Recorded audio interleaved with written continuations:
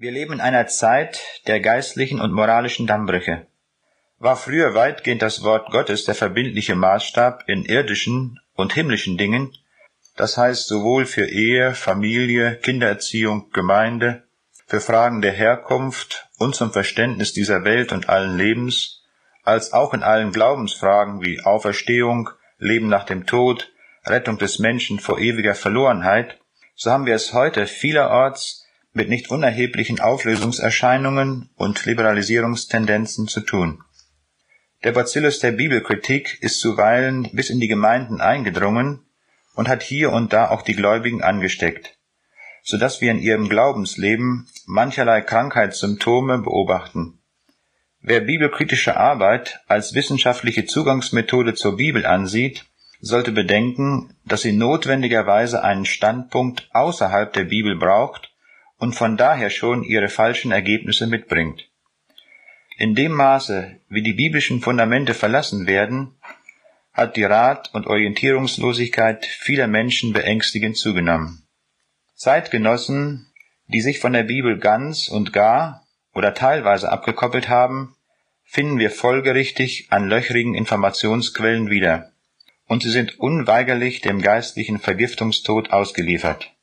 In einer Zeit des zunehmenden Abfalls von Gott ist darum eine Rückbesinnung auf das Wort der Bibel dringender geboten denn je. Der Psalmist war sich dessen bewusst, wenn er ausrief: Ich freue mich über dein Wort wie einer, der eine große Beute kriegt. Dies war auch die Lebenserfahrung des großen China-Missionars Hudson Taylor, wenn er bezeugte: Ich habe 40 Jahre lang die Heilige Schrift erprobt, und mein Glaube ist heute stärker als vor 40 Jahren. Alle Verheißungen sind zuverlässig und wahr. Über das Wesen der Bibel, über ihre Botschaft, ihre Auslegung, ihre Bedeutung, ihre Verbindlichkeit und ihre Autorität haben Leute der verschiedensten Berufe nachgedacht.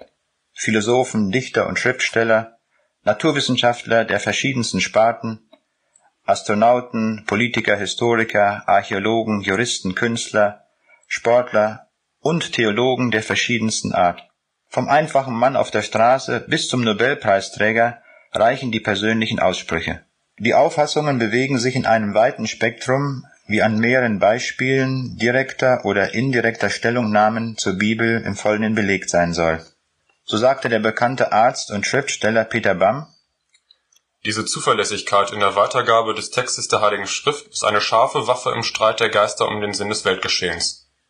Zwischen Moses und uns spannt sich eine auf vielen Pfeilern ruhende Brücke der Überlieferung, die, wie ein Aquädukt, das Quellwasser der Offenbarung bis in unsere Tage hinein den Menschen bringt. Sir William Jones, einer der größten Sprachkundigen, er hat in seinem Leben 28 Sprachen gelernt, er war ein Kenner des Ostens, ein britischer Orientalist und Jurist. Und er bezeugte: Ich habe diese Heiligen Schriften regelmäßig und andächtig gelesen, und ich meine, dass dieses Buch mehr Erhabenheit und Schönheit der Sprache besitzt als alle anderen Bücher, in welchem Zeitalter und in welcher Sprache sie auch immer geschrieben sein mögen.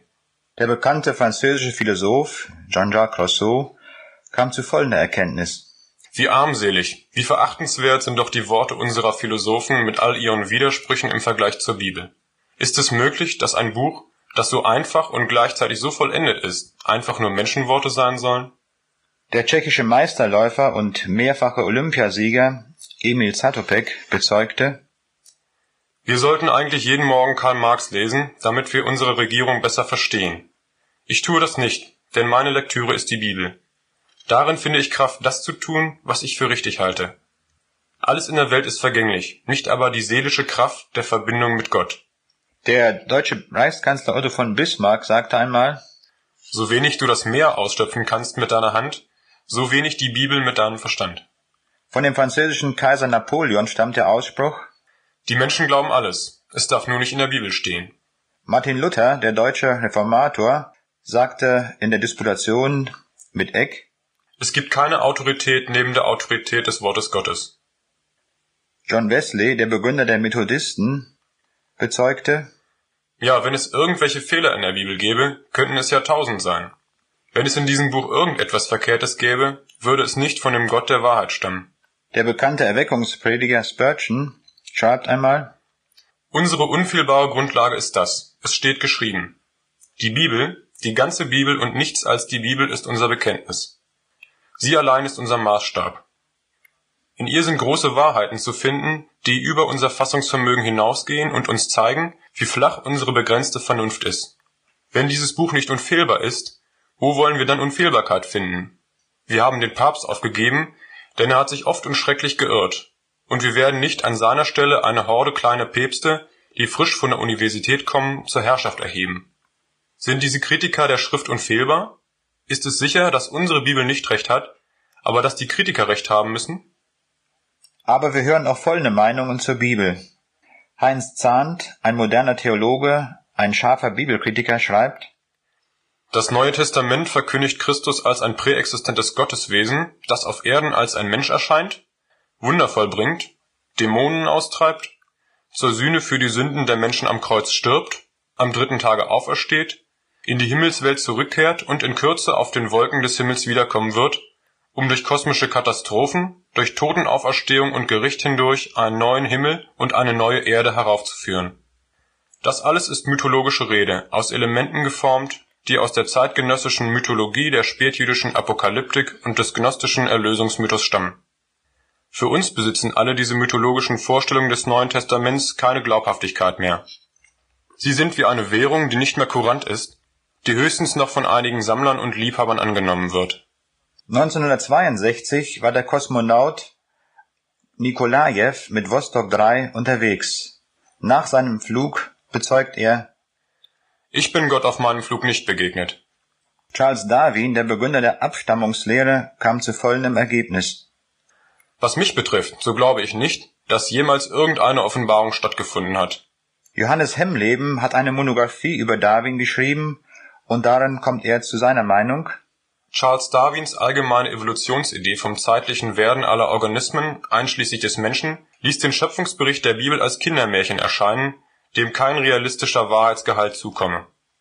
Die Ärztin, Soziologin und aggressive Atheistin Esther Villa schreibt: Jedes Glaubenssystem gründet sich auf Dressur, denn es besteht aus einer gewissen Anzahl von Regeln oder Geboten und einem Katalog von Strafen, die der Übertretung dieser Regeln folgen. Natürlich erfolgen diese Strafen niemals wirklich, denn der Glaube an eine Art Überbewusstsein ist ja ein System ohne reale Basis, und es gibt daher auch niemand, der von einer heimlichen Sünde wissen oder sie bestrafen könnte. Der deutsche Philosoph des Nihilismus und entschiedener Gegner des Evangeliums Friedrich Nietzsche schreibt in seinem Buch Der Antichrist: Ich verurteile das Christentum. Ich erhebe gegen die christliche Kirche die furchtbarste aller Anklagen, die je ein Ankläger an den Mund genommen hat. Sie hat aus jedem Wert einen Unwert, aus jeder Wahrheit eine Lüge, aus jeder Rechtschaffenheit eine Seelenniedertracht gemacht. Ich heiße das Christentum den einen großen Fluch, den einen großen Instinkt der Rache, dem kein Mittel giftig, heimlich, unterirdisch, klein genug ist. Ich heiße es den einen unsterblichen Schandfleck der Menschheit. Zwischen vertrauensvoller Annahme und radikaler Verwerfung der biblischen Botschaft finden wir bei den Menschen alles vor. Wer hat Recht? Wem können und sollen wir zustimmen? Die verbindliche Antwort kann uns letztlich nur Gott geben. Aber seine Antwort erschließt sich nur dem Glaubenden. Gott lässt uns auf mehrtausendfache Weise sagen, welchen Stellenwert die Schrift, also das Wort Gottes, die Bibel, hat. Darum wollen wir nun ausgiebig auf ihn hören. Auf mannigfache Weise hat Gott zu uns geredet und uns über die Bedeutung, den Wahrheitsanspruch sowie über die Wirkung von Annahme und Ablehnung seines Wortes informiert. Die ganze Bibel besteht aus 66 Büchern. Sie wurde von über 40 Verfassern in 1189 Kapiteln und 31.161 Versen im Verlauf von 1600 Jahren aufgezeichnet. Beim Lesen der Bibel fällt sofort auf: Die Verfasser der biblischen Bücher weisen ausdrücklich darauf hin, dass sie nicht aus sich selbst schreiben, sondern dass Gott selbst hier spricht. Sie sind somit nicht die eigentlichen Autoren, sondern verstehen sich als Verkünder der göttlichen Botschaft. Sie geben Offenbarung von Gott weiter. Die Bibel unterscheidet sich darum grundlegend von anderen Büchern der Weltliteratur, denn sie ist Gottes Wort. Zahlreiche alttestamentliche Bezüge zeigen uns, dass wir es hier nicht mit Worten menschlicher Weisheit zu tun haben, sondern mit Aussagen, die das Wahrheitssiegel und die Autorität des lebendigen Gottes tragen. Nach René Pach bezeugt das Alte Testament in 3808 verschiedenen Formulierungen, dass es die ausdrücklichen Worte Gottes wiedergibt. Eine kleine Auswahl von Versen vermittelt bereits das Wesentliche. 2. Mose 14, Vers 1. Da sprach der Herr zu Mose. 4. Mose 23, Vers 19. Gott ist nicht ein Mensch, dass er lüge. 1. Samuel 15, Vers 23. Weil du nun des Herrn Wort verworfen hast, hat er dich auch verworfen. Psalm 93, Vers 5. Dein Wort ist eine rechte Lehre. Psalm 119, Vers 160. Dein Wort ist nichts denn Wahrheit. Sprüche 30, Vers 5. Alle Worte Gottes sind durchläutert. Jesaja 1, Vers 10. Höret das Wort des Herrn. Jeremia 1, Vers 9. Ich lege meine Worte in deinen Mund. Jeremia 7, Vers 1. Dies ist das Wort, das vom Herrn geschah. Hesekiel 7, Vers 1. Und des Herrn Wort geschah zu mir und sprach. Hosea 4, Vers 6. Denn du verwirfst Gottes Wort, darum will ich dich auch verwerfen. Amos 1, Vers 3. So spricht der Herr. Allein im Psalm 119 kommt 24 Mal die Bezeichnung das Wort oder die Worte des Herrn vor. Und 175-fach wird das Wort Gottes gepriesen. Die Propheten werden nicht müde, in nachdrücklicher Weise zu betonen, dass ihre Botschaft keine eigene ist, sondern Worte Gottes sind. Derartige Formulierungen finden wir bei Jesaja 120 Mal, bei Jeremia 430 Mal, bei Hesekiel 329 Mal, bei Amos und Sacharja je 53 Mal. Gott legte Wert darauf, diesen Tatbestand hervorzuheben, damit wir keinen echten Grund des Zweifelns haben sollten. Christus ist in besonderer Weise der Schlüssel zum Verständnis der Schrift. Christus ist das Hauptthema der Bibel, denn durch ihn hat Gott das Heil für uns erwirkt. Er ist Retter, Heiland, Messias. Er ist das personhaft lebendige Wort, der treue und wahrhaftige Zeuge. Er ist die Wahrheit in Person. Darum sagt Jesus das richtungsweisende Wort. Ihr suchet in der Schrift, denn ihr meinet, ihr habt das ewige Leben darin, und sie ist es, die von mir zeuget. Daraus ergeben sich zwei höchst bedeutsame Konsequenzen für den richtigen Umgang mit der Bibel. Erstens, die Bibel ist von Christus her zu lesen, denn er ist das Zentralthema. Wie ein roter Faden wird das Alte Testament von den Verheißungen auf Christus hin durchzogen, und das Neue Testament ist die Erfüllung der Heilsgeschichte. Zweitens, von Christus lernen wir den rechten Umgang mit der Schrift. Bibeltreues Schriftverständnis ist darum identisch mit dem Schriftverständnis Jesu. Es ist der erklärte Wille Gottes, dass wir auf Jesus hören sollen. Auf dem Berg der Verklärung erstoll die Stimme Gottes, dies ist mein lieber Sohn, an welchem ich wohlgefallen habe. Den sollt ihr hören. Durch Jesus hat Gott im Letzten zu uns geredet. Er gibt uns die verbindlichen Maßstäbe des Schriftverständnisses, damit wir nicht dem Irrtum anheimfallen. Die wichtigsten Kriterien eines bibeltreuen Schriftverständnisses wollen wir nachfolgend zusammentragen. In der Versuchungsgeschichte tritt Jesus dem Teufel mit dem es steht geschrieben gegenüber. Er autorisiert dabei das vorliegende Alte Testament als das Wort, das durch den Mund Gottes geht. Er bezeichnet das Wort Gottes als so feststehend und verbindlich, dass es durch nichts gebrochen werden kann. Es wird alles vollendet werden, was geschrieben ist. Das geschriebene Wort bezeichnet er als Gottes Gebot und Gottes Wort und setzt es über alle menschlichen Gedankensysteme. Nach vollbrachtem Wirken betet Jesus im hohenpriesterlichen Gebet, ich habe ihnen die Worte gebracht, die du mir gegeben hast. Er betont darin, dass es Gottes Wort ist. Ich habe ihnen dein Wort gebracht. Als Gottes Wort ist es darum unvergänglich und unterliegt keinem zeitlichen Wandel. Jesus ist die Wahrheit in Person, und das gesamte Wort Gottes ist wesensmäßig Wahrheit. Heilige sie in der Wahrheit, dein Wort ist die Wahrheit. Trotz der viel zitierten Knechtsgestalt der Bibel in menschlicher Sprache trägt sie dennoch das Siegel fehlerlos, irrtumsfrei.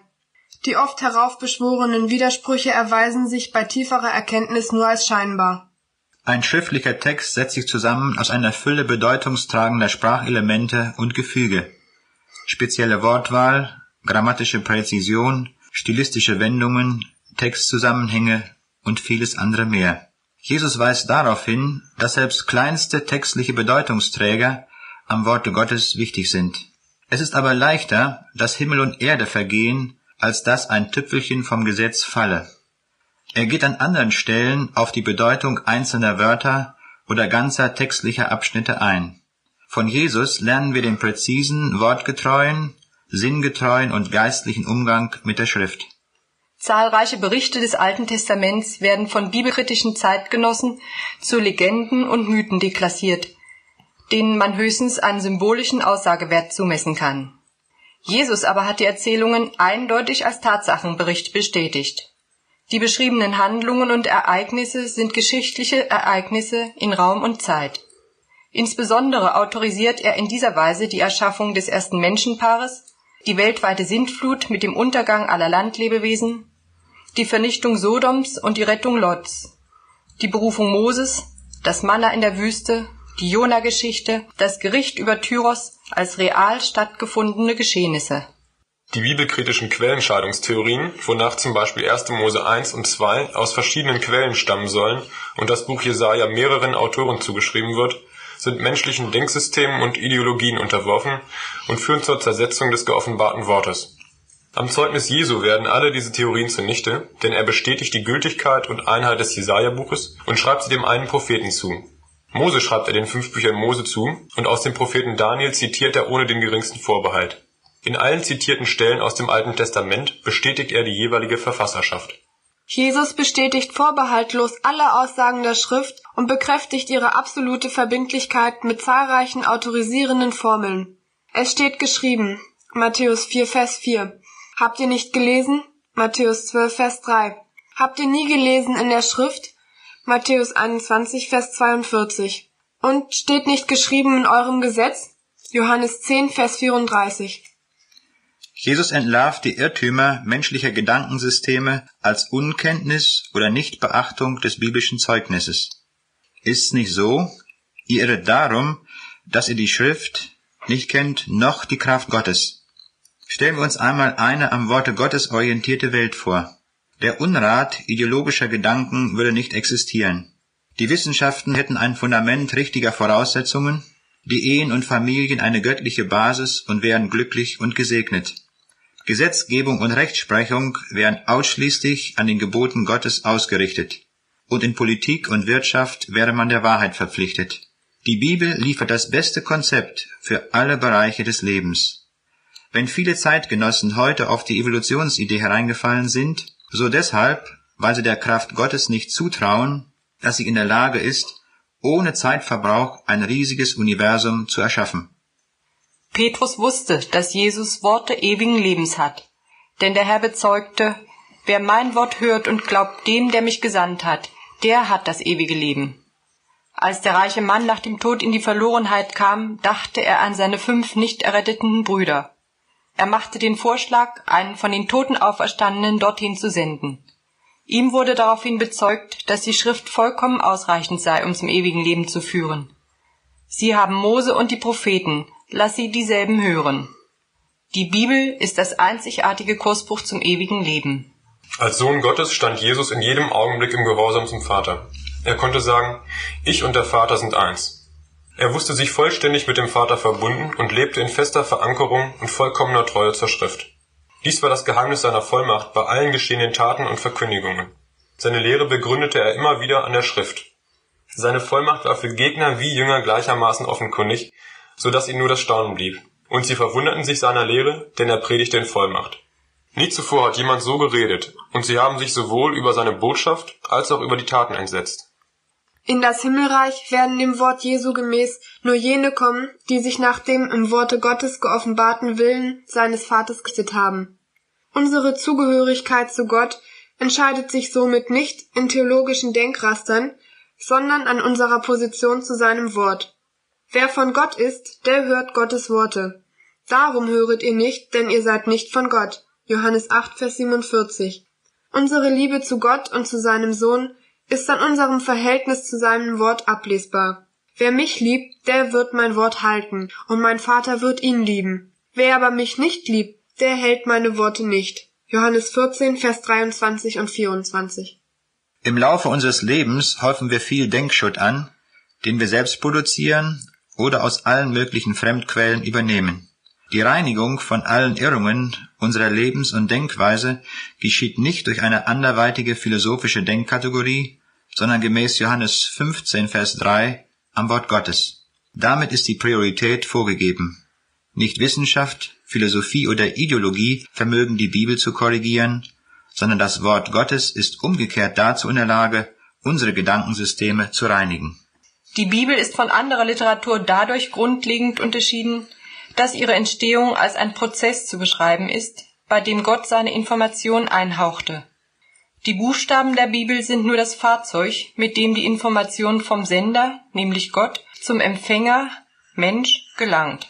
Entscheidend aber ist die transportierte Ladung, und das sind die göttlichen Gedanken. Aus diesem Grunde können wir von der Bibel in formelhafter Fassung sagen: Bibel gleich Buchstaben plus Heiliger Geist. Jesus bezeugt uns diesen Tatbestand in Johannes 6, Vers 63. Die Worte, die ich zu euch geredet habe, die sind Geist und Leben. Ebenso bestätigt er, dass auch David unter der Leitung des Heiligen Geistes schrieb. David selbst hat uns durch den Heiligen Geist gesagt: Der Herr sprach zu meinem Herrn: Setze dich zu meiner Rechten, bis dass ich lege deine Feinde unter deine Füße. Diese Vollmacht gilt in gleicher Weise für alle in Dienst genommenen Schreiber der Bibel. Die Botschaft der Bibel enthält somit eine geistliche Dimension, die durch den Verstand allein nicht auszumachen ist. Zur Erfassung dieser geistlichen Wahrheit benötigen wir den Heiligen Geist, den Geist der Wahrheit.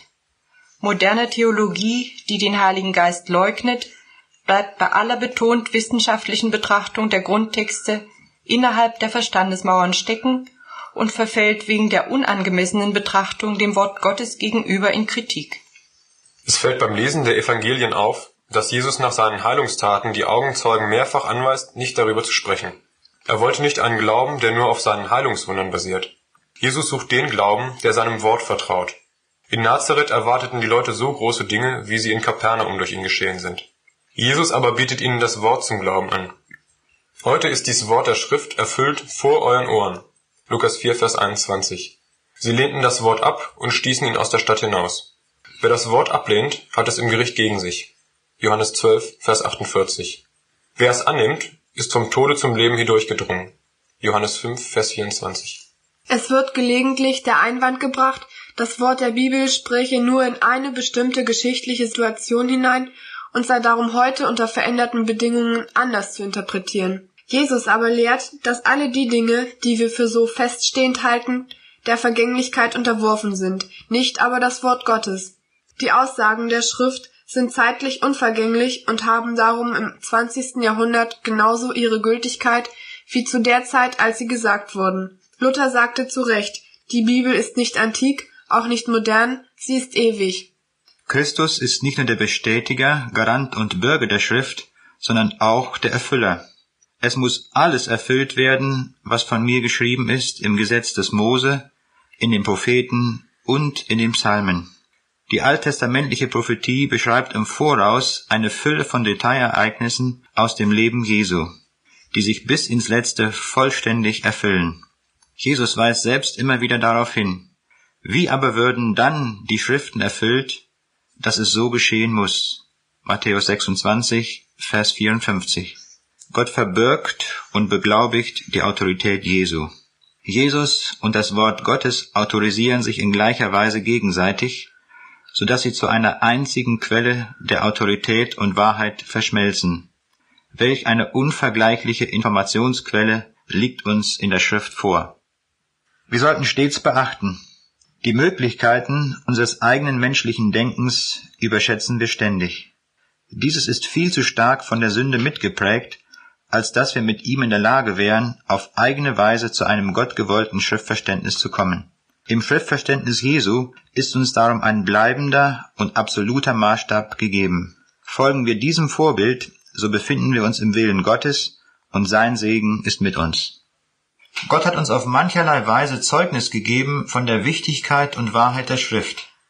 Der Hebräerbrief spricht von der Wolke der Zeugen, um damit die unermessliche Schar jener Treuen zu nennen, die unter Einsatz ihres Lebens dem lebendigen Gott dienten und an seinem Wort festhielten.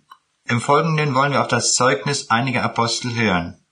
Das Neue Testament bezeichnet mit Apostel, griechisch Apostolos, einen von Jesus Christus berufenen und bevollmächtigten Gesandten, der die rettende Botschaft des Evangeliums zu verkündigen hat. Apostel in engerem Sinne sind jene Augenzeugen, die er zu einem besonderen Dienst beauftragt hat. Am Anfang des Römerbriefes werden in besonders feierlich klingender Form Berufung und Aufgabe beschrieben.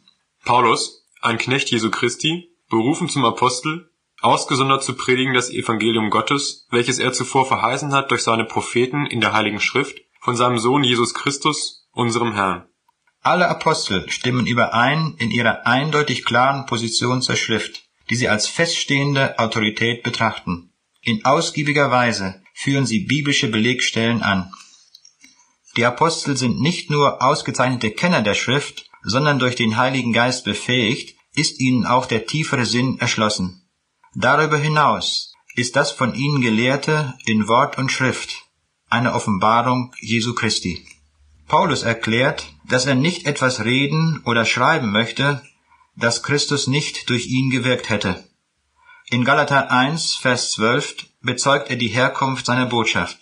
Denn ich habe es von keinem Menschen empfangen, noch gelernt, sondern durch eine Offenbarung Jesu Christi. Auch in 2. Timotheus 3, Vers 16 weist er auf die Quelle und den Zweck der Schrift hin. Denn alle Schrift, von Gott eingegeben, ist Nütze zur Lehre, zur Aufdeckung der Schuld, zur Besserung, zur Erziehung in der Gerechtigkeit. An der Botschaft vom Kreuz entscheidet sich Rettung oder Verlorensein, Himmel oder Hölle. Wer das Wort Gottes annimmt, ist reich durch Tausende von Verheißungen. Wer es ablehnt, betreibt Selbstzerstörung. Da ihr das Wort Gottes von euch stoßet, achtet ihr euch selbst nicht wert des ewigen Lebens. Apostelgeschichte 13, Vers 46. Wenn Paulus das auserwählte Werkzeug Gottes war, der seine Information durch eine Offenbarung Jesu Christi erhielt, dann sollten wir uns alle seinem Bekenntnis anschließen, wie er in Apostelgeschichte 24, Vers 14 sagt. Ich glaube allem, was geschrieben steht. Nach Petrus haben die Schreiber der Bibel nicht niedergeschrieben, was sie von den Griechen oder Babyloniern oder aus zeitgenössischen Strömungen aufgriffen, sondern im Gehorsam gegenüber Gott und befähigt durch den Heiligen Geist haben sie die Wahrheit vermittelt, die sich kein Mensch ausdenken konnte. Denn es ist noch nie eine Weisheit aus menschlichem Willen hervorgebracht, sondern von dem Heiligen Geist getrieben haben Menschen im Namen Gottes geredet. Die Schreiber der Bibel betonen immer wieder, dass sie kompetente Augenzeugen sind, die nicht irgendwelchen frommen Legenden oder Mythen gefolgt sind, sondern eigenes Erleben bezeugen. So hebt Petrus hervor: Denn wir sind nicht klugen Fabeln gefolgt, als wir euch kundgetan haben die Kraft und das Kommen unseres Herrn Jesus Christus, sondern wir haben seine Herrlichkeit selber gesehen.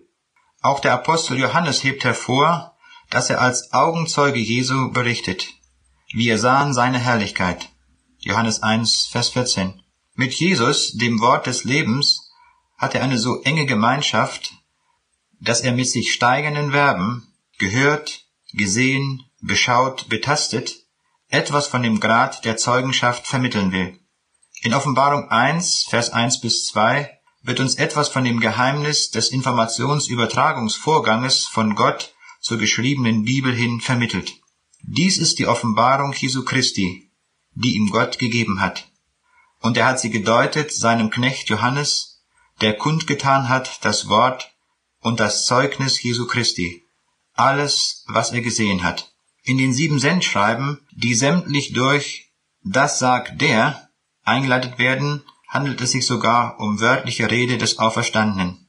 Auch die verschiedenen Formulierungen wie »Was du siehst, das schreibe in ein Buch« Offenbarung 1, Vers 11. Und ich hörte eine Stimme vom Himmel zu mir sagen, »Schreibe« Offenbarung 14, Vers 13. Dies sind wahrhaftige Worte Gottes. Offenbarung 19, Vers 9. Und er spricht, schreibe, denn diese Worte sind wahrhaftig und gewiss. Offenbarung 21, Vers 5. Geben uns einen unverwechselbaren Eindruck von der Herkunft und Autorität der Schrift.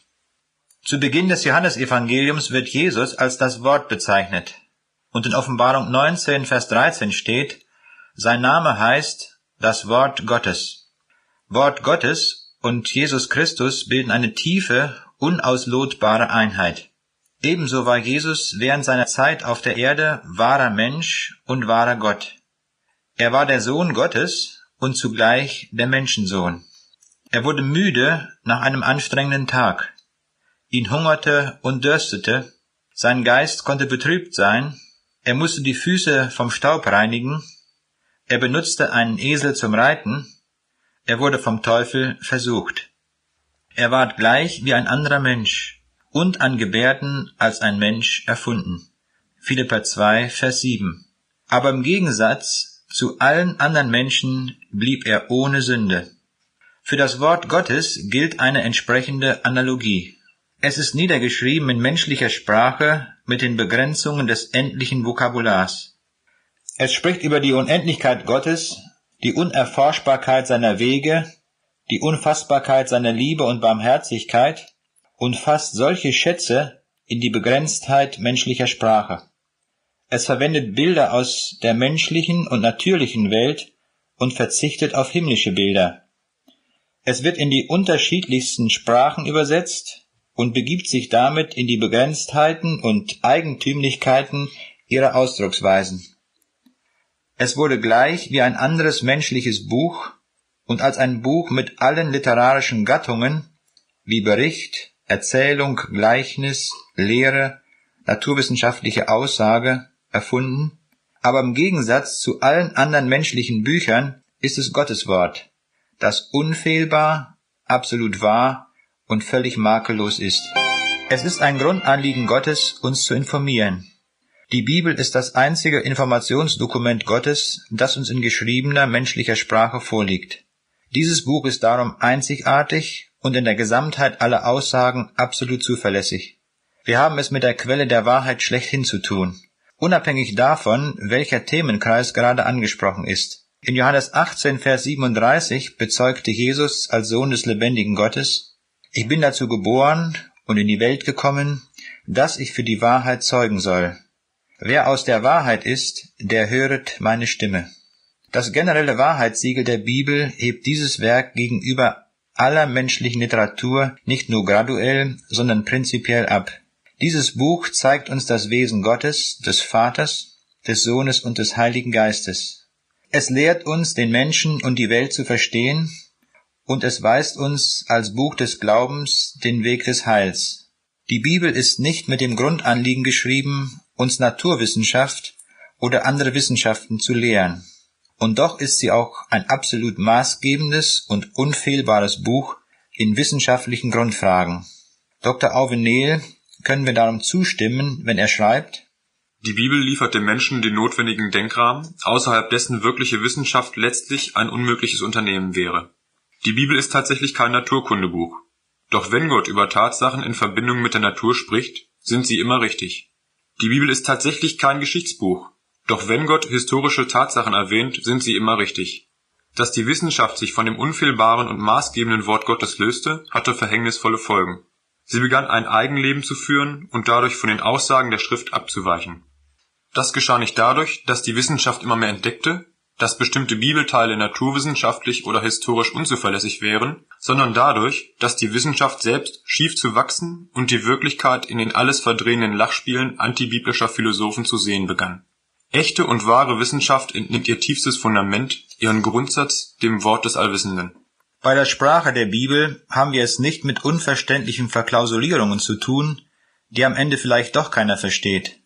Das Wort Gottes ist vom Grundansatz her auf leichte Verständlichkeit angelegt, so wie es Paulus bezeugt.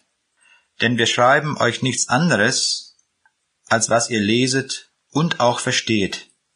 In diesem Sinne äußerte sich auch Spurgeon: In der Bibel sind große Wahrheiten zu finden, die über unser Fassungsvermögen hinausgehen und uns zeigen, wie flach unsere begrenzte Vernunft ist. Aber in den Haupt- und Fundamentalaussagen ist die Bibel nicht schwer zu verstehen. Es ist ein besonderes Phänomen der Schrift. Ihre Fülle und ihr Reichtum sind unerschöpflich. Dennoch ist die Sprache leicht zugänglich. Durch das Gericht von Babel, 1. Mose 11, Vers 1-9, kam es zu einer Aufsplitterung in viele Sprachen. Gegenwärtig werden auf der Erde etwa 5100 Sprachen gesprochen. Trotz des Gerichtes hat Gott dem Menschen die Gabe der Sprache erhalten, so dass er durch die Bibel zu uns reden kann. Die Bibel ist in jede beliebige Sprache der Welt übersetzbar. Sie verliert dabei nichts von ihrer göttlichen Originalität. Die in ihr wohnende, geistliche, lebensspendende, zum Glauben und Heil führende Kraft bleibt in allen Sprachen erhalten. Andreas Holzhausen, der Leiter der Wycliffe Bibelübersetzer, fasst die Übersetzungserfahrungen wie folgt zusammen. Wir wissen nur zu gut um die Schwierigkeiten, die uns Babel gebracht hat. Wir wissen aber auch um den Segen, der zu einem Volk kommt, wenn es Gottes Wort in der eigenen Sprache erhält. In 1763 Sprachen gibt es ganze oder teilweise Übersetzungen der Bibel. Dadurch haben etwa 96% der Menschheit Zugriff zum Wort Gottes. Der Rest verteilt sich auf 3337 Sprachen. Bezüglich des Sprachgebrauchs der Bibel gibt es einige Punkte zu beachten, die gelegentlichen Missverständnissen entgegentreten sollen. In jeder Wissenschaft haben wir es mit einer Fülle von Fachwörtern zu tun, die aus einem Präzisierungsprozess erwachsen sind.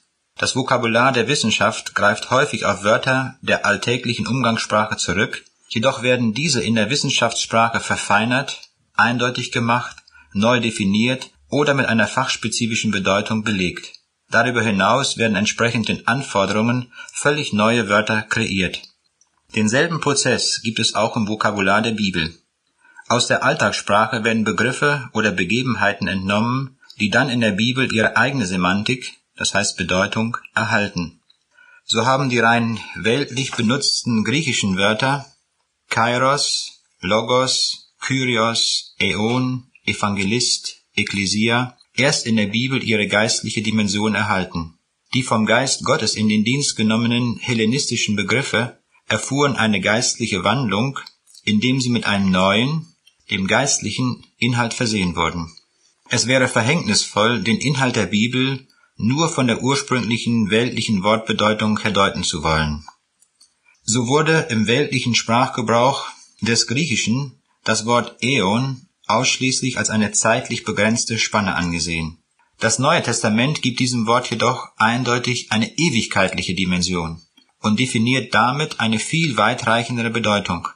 Auch der modernistische Theologe Ernst Käsemann verliert Entscheidendes aus dem Auge, wenn er behauptet, die Bibel ist ein religiöses Dokument des Altertums. Man kann also dieses Dokument mit den gleichen Methoden untersuchen wie andere Schriften auch. Die damit ausgedrückte Weltanschauung vergleicht die Bibel mit beliebiger anderer Literatur und verkennt, dass die Bibel weder ohne den Heiligen Geist geschrieben werden konnte, noch ohne ihn richtig gelesen werden kann. Die Schrift ist im Entscheidenden von Christus her zu lesen und zu deuten. Moderne wissenschaftliche Aussagen, die die Bibel bereits enthält, werden nicht in der heutigen wissenschaftlichen Terminologie ausgedrückt. Manchmal sind Umschreibungen und Bilder nötig, um den Sachverhalt dennoch korrekt auszudrücken.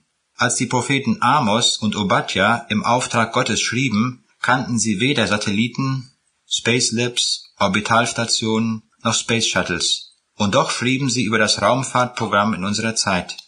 In Obadja 4 steht zum Beispiel: Wenn du gleich in die Höhe führest wie ein Adler und machtest dein Nest zwischen den Sternen, dennoch will ich dich von dort herunterstürzen, spricht der Herr. In der Bibel, wie auch im heutigen wissenschaftlichen Sprachgebrauch, verwenden wir häufig eine phänomenologische Sprache, das heißt, wir beschreiben oft nur die Erscheinung, aber nicht den ursächlichen Tatbestand. So spricht jeder moderne Astronom wie auch die Bibel vom Sonnenaufgang und Sonnenuntergang, obwohl diese Erscheinung nicht durch den Lauf der Sonne, sondern durch die Drehung der Erde zustande kommt. Jede Sprache verfügt über besondere Ausdrucksformen und Mittel.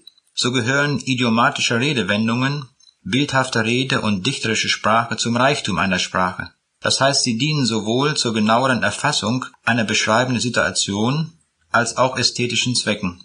So verwendet auch die Bibel allen Sprachreichtum, um die Botschaft in optimal verständlicher Form kundzutun. In der Zeitschrift für Phonetik befasst sich Briest aus linguistischen Gründen mit dem Problem der Sprachverständlichkeit. Dabei geht er auf das bemerkenswerte Modell des Sprachforschers Reimers ein, der nach quantitativen Bewertungsmaßstäben unter Einbezug der sprachlich relevanten Merkmale die Verständlichkeit von Texten misst. Reimers ermittelte danach für die Bibel eine äußerst hohe Verständlichkeit, nämlich Note 1, sehr gut, sehr leicht verständlich, während zum Beispiel Hebbels Werk nur auf die Note 2,75 kam. So wie wir in den beiden folgenden Textbeispielen in der Tinte sitzen, gleich, sich in einer üblen Lage befinden und die Schwalbe fliegt, zwischen bildhafter und wörtlich zu nehmender Rede deutlich unterscheiden können, so ist dies auch bei der Bibel eindeutig möglich. So täten wir den biblischen Berichten von der Schöpfung, der Auferstehung Jesu oder der Speisung der 5000 Gewalt an, würden wir sie nicht wörtlich nehmen, sondern gleichnishaft oder allegorisch deuten. Andererseits erkennen wir ebenso deutlich, dass die Wendung »Ich bin die Tür« Johannes 10, Vers 7, Jesus nicht mit einem Hausteil identifiziert, sondern die Wahrheit bezeugt, dass es keinen anderen Eingang zum Himmel gibt als durch den Sohn Gottes. Anhand einiger Textbeispiele aus der Bibel wollen wir Bild- bzw. gleichnishafte und wörtlich zu nehmende Rede nebeneinander stellen. Zunächst einige Beispiele für wörtlich zu nehmende Rede. 1. Mose 1, Vers 5. Da ward aus Abend und Morgen der erste Tag. 4. Mose 15, Vers 1. Und der Herr redete mit Mose und sprach. Apostelgeschichte 5, Vers 29. Man muss Gott mehr gehorchen als den Menschen. 1. Korinther 15, Vers 6. Danach ist er gesehen worden von mehr als 500 Brüdern auf einmal. Und nun einige Beispiele für bildhafte Rede. Sprüche 25, Vers 22. Denn du wirst feurige Kohlen auf sein Haupt häufen. Prediger 10, Vers 18. Durch lässige Hände wird das Haus triefend. Matthäus 13, Vers 31. Das Himmelreich ist gleich einem Senfkorn. Johannes 15, Vers 5. Ich bin der Weinstock, ihr seid die Reben. Offenbarung 3, Vers 18. Ich rate dir, dass du Gold von mir kaufst und Augensalbe, deine Augen zu salben, dass du sehen mögest. Aus dem Textzusammenhang heraus wird die Entscheidung in der Regel leicht und eindeutig. Durch Heranziehen von Parallelstellen können auch schwierig erscheinende Texte klar eingestuft werden. Das Studium an der Bibel erfordert eine große Sorgfalt im Betrachten der Texte. Um die Präzision ihrer Aussagen erkennen und würdigen zu können, ist die bloße Textanalyse jedoch nicht ausreichend, wenn sie nicht durch die Leitung des Heiligen Geistes geschieht. Wie wichtig gerade der Heilige Geist ist, soll an einem eindrücklichen Gegenbeispiel gezeigt sein, bei dem das Vertrautsein mit der Bibel zu völlig unverständlichem Handeln führt. Zur Zeit der Geburt Jesu erfuhr der König Herodes durch die Weisen aus dem Morgenland von dem neugeborenen König. Matthäus 2, 1-18. Herodes ließ die Schriftgelehrten und alle hohen Priester versammeln, um den Geburtsort des Christus zu ermitteln. Als gute Kenner des Alten Testaments gab es für sie nichts Leichtes als dies, und so antworteten sie prompt: Und du, Bethlehem, im jüdischen Lande, bist mitnichten die kleinste unter den Städten in Juda, denn aus dir soll mir kommen der Herzog, der über mein Volk Israel ein Herr sei. Matthäus 2, Vers 6. Sie zitierten damit die ihnen aus Micha 5, Vers 1 geläufige Stelle. Ihnen war gemäß Jesaja 43, Vers 11 ebenso bekannt, dass es keinen anderen Heiland gibt. Bibelkenntnis ist gut, aber ein Kennen der Schrift kann zum Verhängnis werden, wenn nicht richtig danach gehandelt wird. Aus ihrer Schriftkenntnis wussten sie um den von Gott gesandten Messias und von seinem Geburtsort und durch die Weisen, dass dieser Herr gerade geboren ist. Aber machten sie sich auf, um ihn aufzusuchen, ihm zu huldigen und ihn anzubeten? Im Gegenteil. Sie trugen dazu bei, den boshaften Plan des verschlagenen und als Tyrannen und wüterich bekannten Herodes zu stützen, nämlich den neugeborenen König zu töten. Als verantwortliche Theologen luden die hohen Priester und Schriftgelehrten weitere unermessliche Schuld auf sich. Sie hatten die Aufgabe, das Wissen um den gekommenen Messias dem Volk zu verkündigen. Diese wichtige Botschaft nutzten sie weder für sich selbst aus, noch gaben sie dem Volk den Retter bekannt. Jesus sagte später zu den Schriftgelehrten: Ihr gehet nicht in das Himmelreich hinein, und die hinein wollen, lasset ihr nicht hineingehen. Matthäus 23, Vers 13. Gott aber kommt mit seiner Botschaft zum Ziel, auch wenn die Theologen in ihrem Verkündigungsauftrag versagen. Er lässt sie den Hirten durch Engel verkündigen und dem Volk durch einen Wegbereiter in der Wüste. Vertreter heutiger bibelkritischer Theologie befinden sich aus meiner Sicht in einem ähnlichen Dilemma. Sie wissen aufgrund der Kenntnis der biblischen Sprachen Hebräisch und Griechisch mehr als manch schlichter Bibelleser. Ihnen ist bekannt, wie sehr Gott sein Wort autorisiert hat, und doch betätigen sie sich als Falschmünzer. Sie befinden sich in der Situation von Geldfälschern, die Blüten drucken. Sie handeln falsch, obwohl sie den obligatorischen Text jedes Scheines mitdrucken. Wer Banknoten verfälscht oder nachgemachte oder verfälschte sich verschafft und in Verkehr bringt, wird bestraft. Umdeutung, Entleerung, Entmythologisierung und vieles andere mehr bringt mancherlei Bibelblüten in Umlauf und verfälscht die Bibel. Es ist der Wille Gottes, dass wir uns reichlich mit seinem Wort beschäftigen. Gott gibt uns keine zusätzlichen Offenbarungen mehr, sondern er schenkt uns Licht über das, was er in den Schriften des Alten und Neuen Testaments bereits mitgeteilt hat. Um dieses Licht zu erhalten, brauchen wir das geschenkte Öffnen der Schrift, wie es die Emmaus-Jünger erlebten. Wir haben dabei auf Einzelheiten zu achten, die uns bei oberflächlichem Lesen entgehen. Die Bibel enthält eine Fülle von Feinheiten, deren nähere Betrachtung anzeigt, dass wir es entgegen weit verbreiteter Meinung mit einem äußerst präzisen Buch zu tun haben. Auf einige ausgewählte Aspekte der Genauigkeit wollen wir unter Verwendung von Beispielen eingehen. Erstens grammatische Genauigkeit. Grammatische Formen sind die notwendigen tragenden Säulen zur sprachlichen Präzisierung der auszusagenden Bedeutung.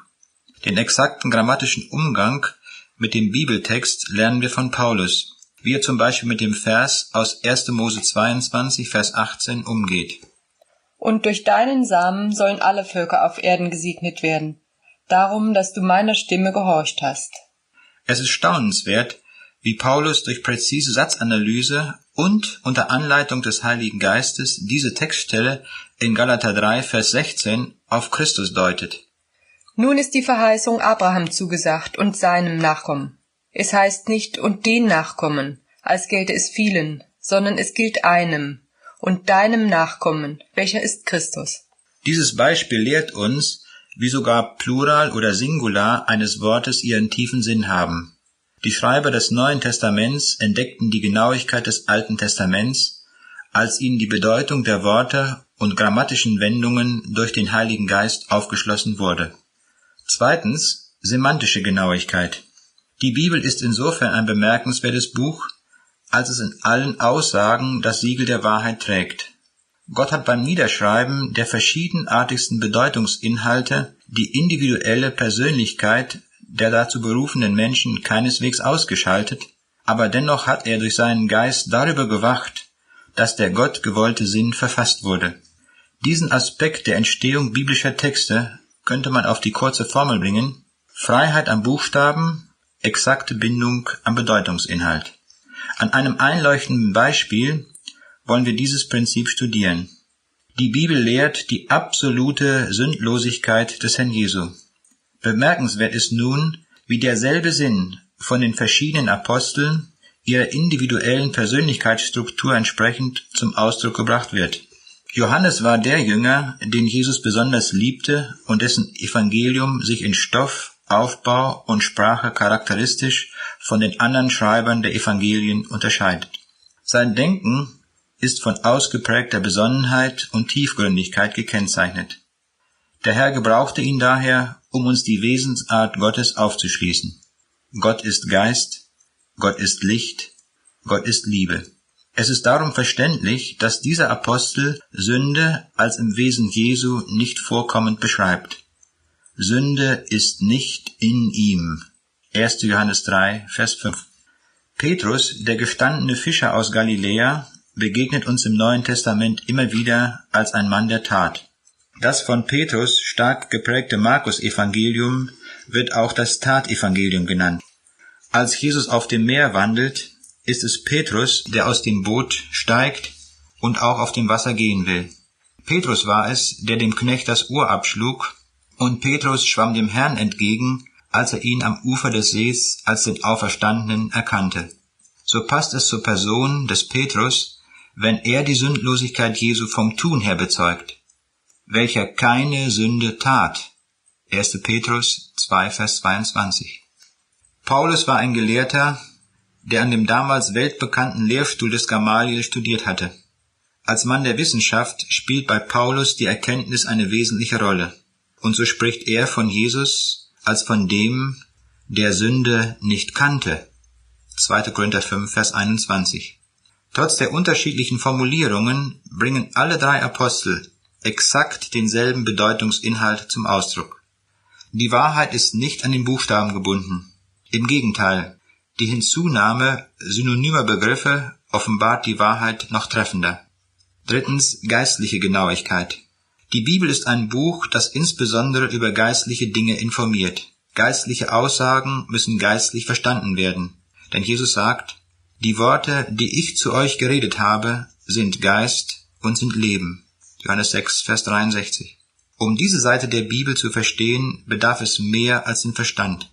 Die Sprache zu verstehen, ist eine wichtige Voraussetzung, aber den geistlichen Gehalt des Wortes Gottes zu erkennen, ist etwas, was darüber hinausgeht. Dieser Aspekt ist in seiner Bedeutungsschwere nicht immer auf Anhieb zu erkennen. An einigen allgemein bekannten Bibelstellen wollen wir dies erläutern. Gott oder Vater.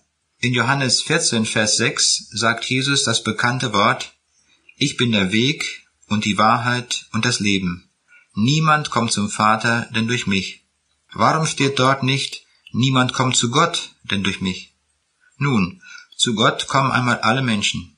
Die Bibel sagt, dass vor dem Thron Gottes alle Menschen ohne jede Ausnahme erscheinen müssen. Nero, Voltaire, Nietzsche, Stalin, Hitler und Eichmann, ebenso wie die bekannten Gottesmänner Martin Luther, Spurgeon und Billy Graham. Auch Spötter, Ungläubige und Verbrecher werden im jüngsten Gericht vor das Angesicht Gottes treten müssen. Schrecklich ist's, in die Hände des lebendigen Gottes zu fallen. Hebräer 10, Vers 31. Entweder erscheinen wir vor Gott als dem Richter oder vor Gott als dem Vater. Nur durch das Evangelium von Jesus Christus kommen wir zu Gott als dem Vater. Und darum steht in Johannes 14, Vers 6, Vater und nicht Gott. Gebet und Glaube. Das glaubende Gebet hat die Verheißung der Erhörung.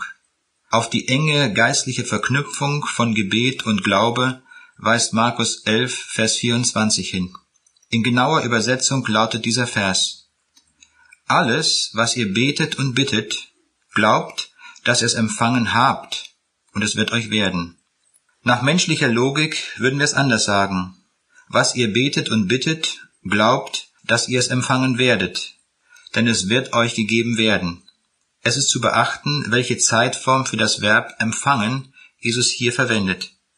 Die im griechischen Grundtext verwendete Form des Aorist gibt es so im Deutschen nicht. Sie bezeichnet sowohl eine Vollendung des Geschehens als auch das in der Gegenwart bereits eingetroffene bzw. anhaltende Geschehen. Auch hier bemerken wir, mit welch geistlicher Genauigkeit die Texte uns gegeben sind. Das glaubende Gebet nimmt die zeitlich noch nicht sichtbare Erfüllung für bereits Geschehen an. Das entspricht der Definition des Glaubens nach Hebräer 11, Vers 1. Es ist aber der Glaube eine gewisse Zuversicht des, das man hofft, und ein Nichtzweifeln an dem, das man nicht sieht. Mit einem solchen Glauben wandte sich der römische Hauptmann an Jesus. Er hatte das absolute Zutrauen, dass durch das gebietende Wort Jesu der Knecht augenblicklich gesund würde, ohne dass der Hauptmann am Ort des Geschehens die Heilung momentan sehen konnte. Jesus lobt diesen Glauben und sagt zum Hauptmann, gehe hin, die geschehe, wie du geglaubt hast. Matthäus 8, Vers 13. Dieses Wie des glaubenden Gebets beschreibt Jesus in dem obigen Vers aus Markus 11, das sich in 4 Stufen gliedern lässt. Erbitten, augenblickliches Erschauen im Glauben und damit inneres Empfangen in der Gegenwart. Äußeres Empfangen als Realität in der Zukunft. 4. Historische Genauigkeit. Archäologische und historische Forschungsergebnisse haben die exakte Überlieferung der Bibeltexte mit überwältigendem Material bestätigt. So wird zum Beispiel das Volk der Hethiter im Alten Testament 46 Mal erwähnt. Kein einziger antiker Bericht über Volkskunde führte Hethiter an. Bibelkritiker folgerten daraus, dass dieses Volk eine Erfindung der biblischen Schreiber sei. Die moderne Forschung konnte erst kürzlich den Nachweis erbringen, dass die Hethiter zu den größten Nationen der Antike gehörten.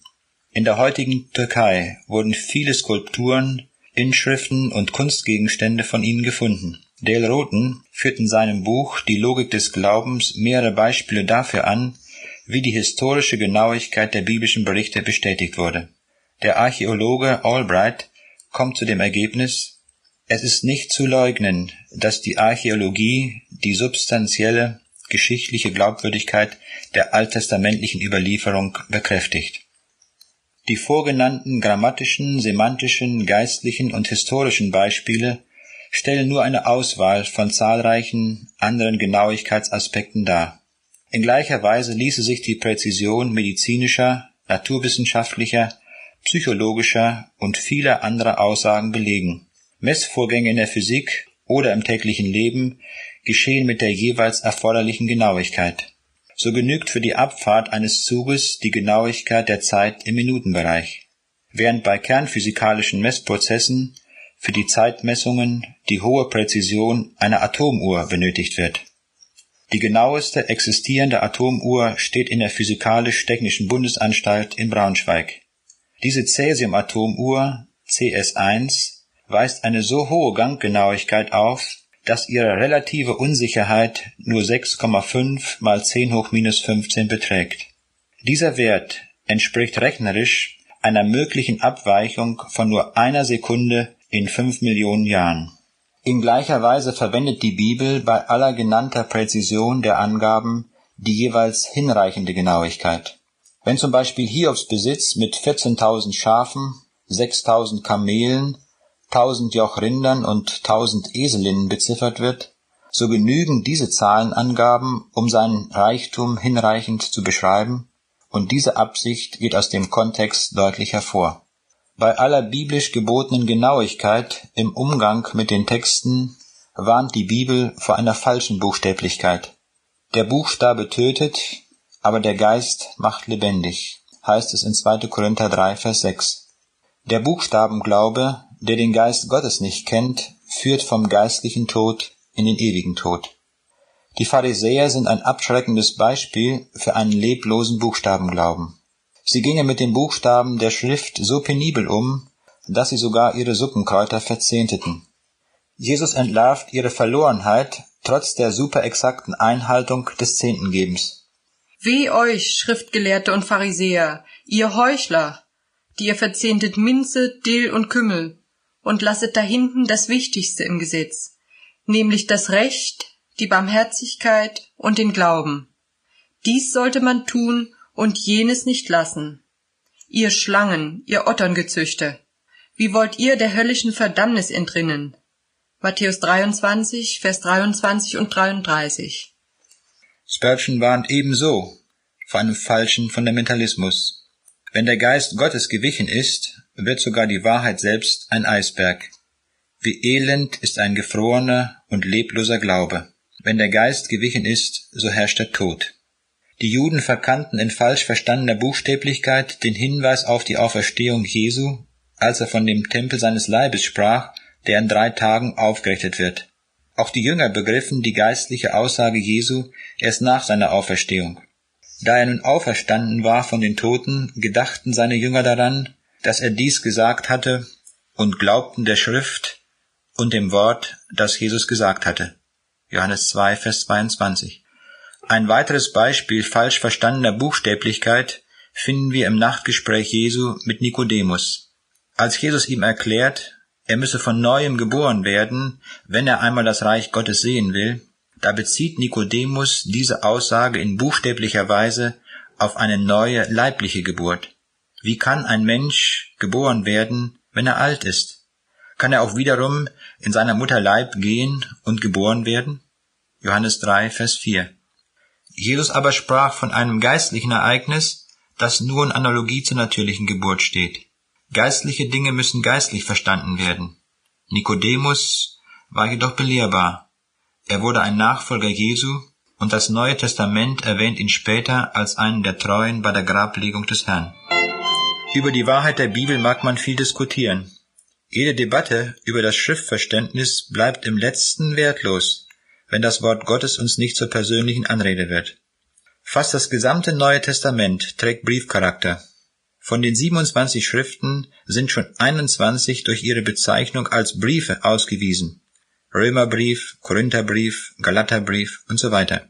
Wie aus den ersten Versen des Lukasevangeliums und der Apostelgeschichte hervorgeht, sind auch diese als Briefe verfasst.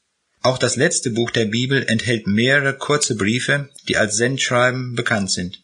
Es ist kein Zufall, wenn uns das Evangelium von Jesus Christus vor allem in Briefform mitgeteilt wird. Ein Brief ist keine Formelsammlung und kein nüchternes Gesetzbuch, kein trockenes Lehrbuch und kein nur Fakten aneinanderreihendes Lexikon. Der Brief ist die persönlichste und individuellste schriftliche Nachricht, die ein Liebender sendet. Man kennt sich und schätzt sich und teilt dem anderen die Regungen des Herzens mit. Man gibt Anteil an Sorgen und Freuden, weil man weiß, der Empfänger versteht mich. Der Brief ist ein Zeichen des persönlichen Interesses und der Liebe. Das Neue Testament und darüber hinaus die ganze Bibel möchte als ein Liebesbrief Gottes an uns gelesen werden. Gott liebt uns und er kennt uns ganz persönlich und darum redet er uns in Briefform an. Er weiß, wann wir verzagt sind und Zuspruch, Trost und Aufrichtung nötig haben. Er weiß, wo wir in Gefahr stehen und darum gibt er uns Warnung, Ausrichtung und Wegweisung. Er weiß, wie uns Schuld und Sünde belasten und darum spricht er uns ganz persönlich Vergebung zu. Er weiß, dass wir Menschen ziellos umherirren und darum weist er uns ein ewiges Ziel zu. Er weiß um unsere Verlorenheit und darum bietet er uns das ewige Leben an. Sein Wort an uns ist immer konkret, direkt und existenziell hilfreich. Es will darum mit einem liebenden Herzen und in betender Haltung gelesen werden. Wer so an die Bibel herangeht, wird überreich gesegnet. Wer kritisch und nörgelnd liest, geht leer aus. Gott teilt uns auch sein Problem mit. Es ist der Mensch, der sich seit dem Sündenfall von ihm entfernt hat. Es ist ihm das größte Anliegen, diese Verlorenen zu gewinnen. Dazu startete er mit dem Kreuz von Golgatha die größte Rettungsaktion der Weltgeschichte. Die Brücke zum Vaterhaus ist durch Jesus gebaut. Nun sucht er unter uns Wegweiser zur Heimat und Platzanweiser der Ewigkeit.